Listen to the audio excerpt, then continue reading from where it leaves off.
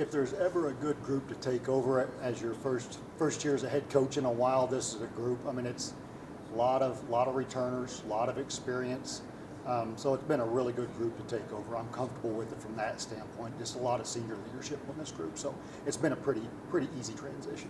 You've been with the team for a while, so now that you're in this head coaching position, how does that feel not only for the team but just for you in general? It's different, but probably not for the reasons you would think. It's more of the stuff you have to deal with as the head coach, the administrative stuff, and all the stuff that's behind the scenes that a lot of people don't think about.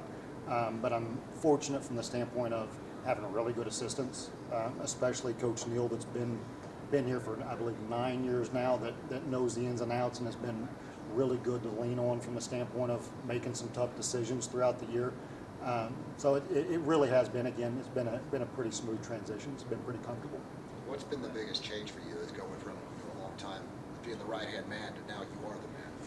Stops with me.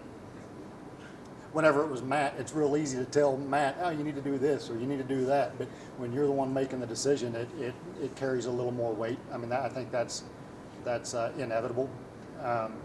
You don't think it's going to be much different, but it is. And again, being able to, it's not like it's my first time being a head coach. I knew that was coming, but it still doesn't change the fact that it is different when it stops with you. What excites you most about this group?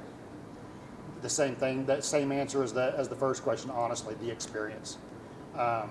Offensively, we potentially return every single starter from last year. I've done this for a long time now. I think it's the first time I've ever had an entire lineup back. So just that those older guys, that senior leadership, that's pretty exciting as long as we can keep them healthy.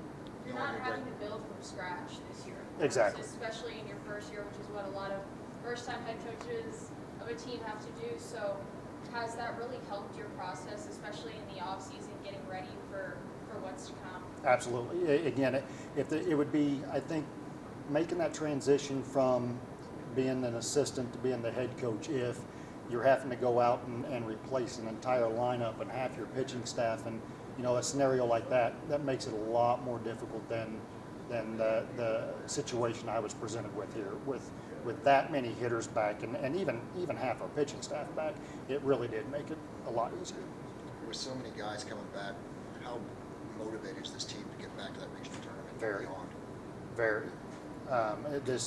This group has been, I can't overstate it, how enjoyable they've been to coach up to this point, just from the standpoint of how motivated they are and how much they, again, it comes along with that senior leadership, how much they've kind of taken the reins on policing their ball club, making sure guys are taking care of their business on and off the field, and making sure guys aren't mailing it in at practice.